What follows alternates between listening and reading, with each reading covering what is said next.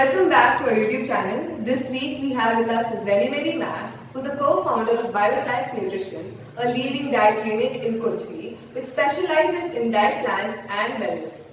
Ms. Remy Mary ma'am holds a bachelor's degree in clinical nutrition and dietetics. She is a university rank holder in the year 2002. She also holds a master's degree in nutrition and food service and postgraduate diploma in clinical nutrition and dietetics. Ma'am has been interviewed numerous times on television and radio about ketogenic diets, global malnutrition, pandemic diets and various other diet and nutrition topics. Ma'am also has a YouTube channel named BioDietz Nutrition and is also a regular columnist for the Times of Oman. Her nutrition articles have been published in Kerala's health magazines. Thank you for joining us, ma'am. It's a pleasure to have you here. Hi, I'm Remy Mary.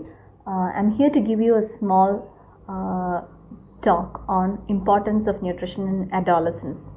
So before we go to those points, adolescence, according to WHO, is defined as a phase of life between the childhood to adulthood. It's a phase of life between the years of 10 years to 19 years. So you can say that 19 years is in the later adolescence. So we see a lot of differences during this transition period. We see a rapid change in the physical changes, rapid growth takes place, growth spurts, sexual maturations happen, mental outlook, behavioral changes happen. A lot of changes happen during this period. So nutrition during this particular period is very, very crucial because 1/3 of all the growth during the lifetime happens at this point of time, at this period, at this adolescence. So it is, if we are not focusing on this, on the nutritional intake or the nutritional requirement during our adolescent years, we could end up definitely in stunted growth or nutritional deficiencies, then menstruation problems, tiredness, fatigue, everything can result in, if you're not properly having your nutritional requirements in a balanced way during your adolescence, it can have a negative impact on your overall well-being in the future as well.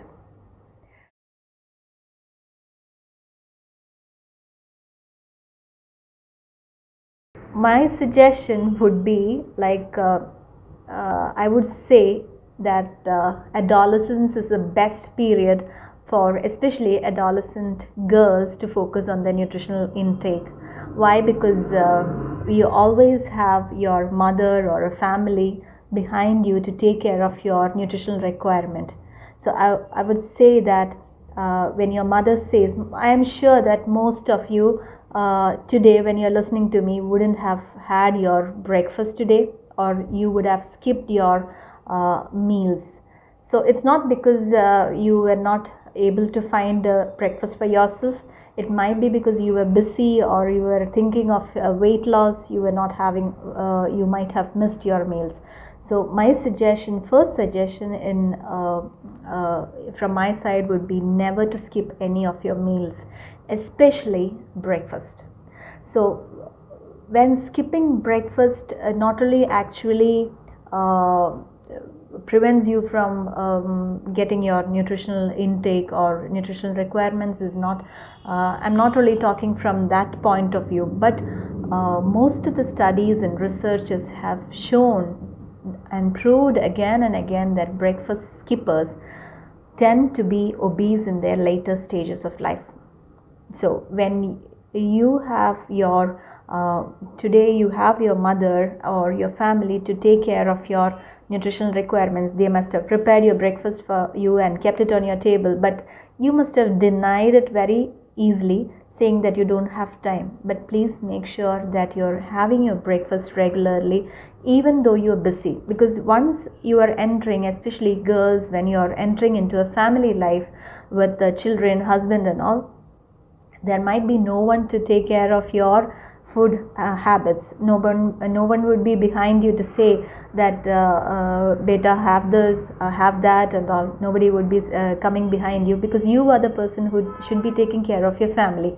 So for that for the health of for your health, you need to make sure that you need to include all meals, especially your breakfast. So breakfast is the first meal of the day, and in fact if you're having your breakfast properly, then that means half of the job is done.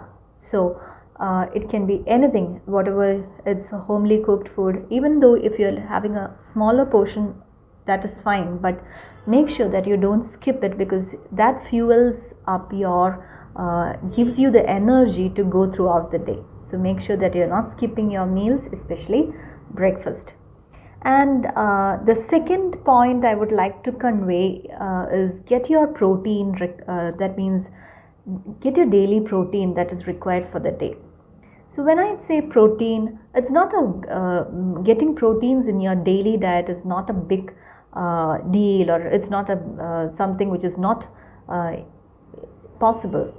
You can definitely add a lot of protein into your diet in the form of pulses, dals, lentils like chickpeas, green gram, moong dal, or we Indians have a lot of variety of proteins that can be added like soy, rajma or kidney beans, or many varieties of pulses or lentils can be added. And you have excellent choices of non-veg proteins also, like chicken, fish, egg whites can all be added into your diet. So make sure that you're adding protein also into your daily diet. So again, when I say protein, I have seen many of the teenagers taking supplements, lot of supplements, saying that that will benefit them this way, that way, building on muscles and all such things. So for a normal person, we just need 0.8 grams per kg of body weight. It can be anywhere between 0.8 to 1 gram per kg of body weight. But like if you have an intense workout or excessive trainings or high workouts or something, then it can go up a little bit more.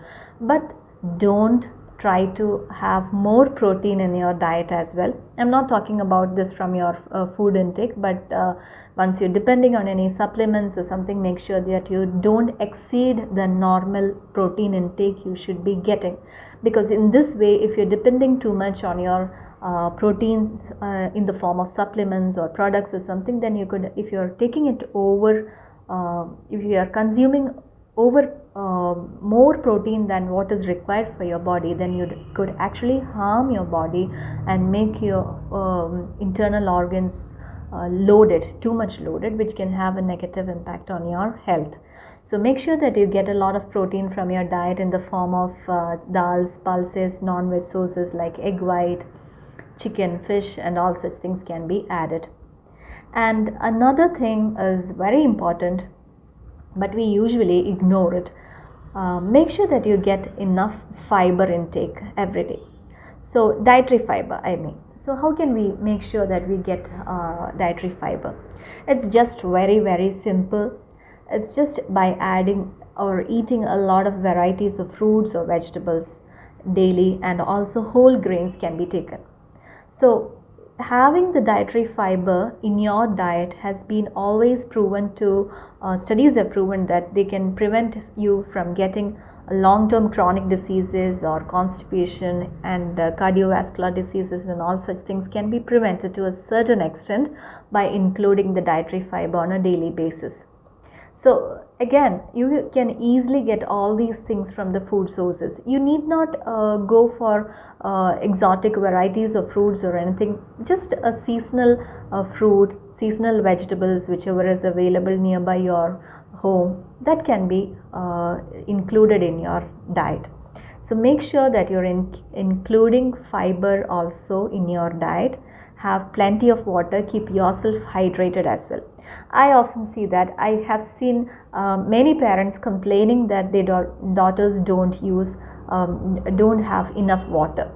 But please make sure that you're using having proper amount of water also. Keep yourself hydrated, because maybe it might be you might be very reluctant to go to the toilets, or maybe you might feel uncomfortable going to the college bathrooms or loo or whatever it is, whatever be the reasons, but make sure that you're getting enough hydrated, getting plenty of fluids. So when I say fluid, I don't mean the sugary intakes or juices or coming in tetra packs or anything. Just plain water would be fine, and keep yourself hydrated. I'm sure that this will definitely keep your skin also glowing. So make sure that you're getting your regular protein intake, your fruits and vegetables, and also calcium is another important mineral. This is very important for you to for your bone development, increasing your bone density and all. So make sure that you include your calcium rich sources like milk or milk products, or leafy vegetables, or any fruits as well. So I have seen like some girls, they totally avoid milk from their diet. So it's okay if you don't like to have milk in your diet, it is totally fine, but make sure that you're compensating or you are substituting it with a milk product. Like it can be yogurt, or low fat yogurt can be used, or any other calcium supplement, or leafy vegetables can be used. But as long as you're substituting with another calcium rich food, that would be fine. But make sure that you're including all these nutrients also in your daily diet. So in your daily diet, so when we say a diet, it is not meaning just 1 or 2 days.